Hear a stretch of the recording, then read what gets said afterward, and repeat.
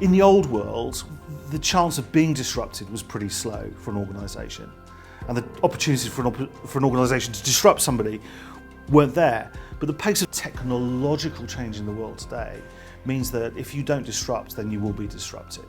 And the driver of disruption is innovation. So you have to have an innovation strategy. The issue is then, what sort of innovation strategy do you have? Do you go for open innovation and embrace ideas from everywhere, or do you go for closed innovation and only take ideas internally?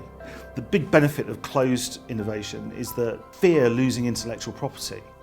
And in a sort of traditional value chain, competitive, the idea of having people supplying innovation, which is critical to the future of a business, being outside your control is a little bit scary because it feels like they're just going to nick the value from you.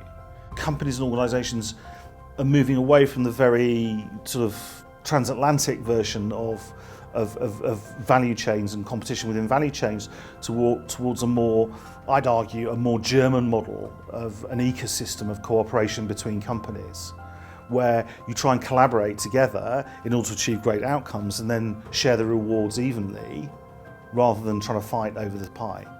The thing about closed innovation is it comes from a mindset of capturing value in the value chain from your customers and your suppliers. It's about trying to maximise the size of the slice of the cake that you get.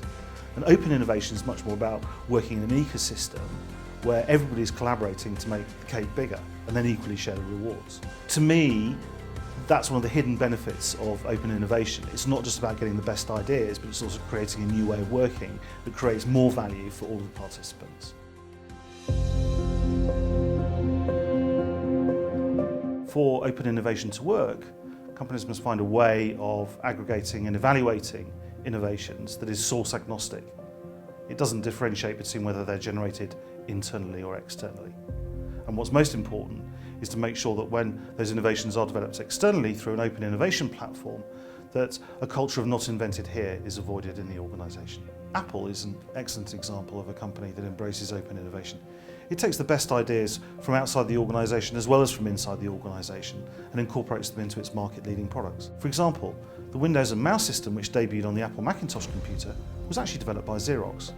And let's face it, the iPod's actually a pretty straight copy, although beautifully designed, of the original Sony digital music player. Few companies can claim to be the leading innovator in their industry, and for those that are, the accolade is often short-lived.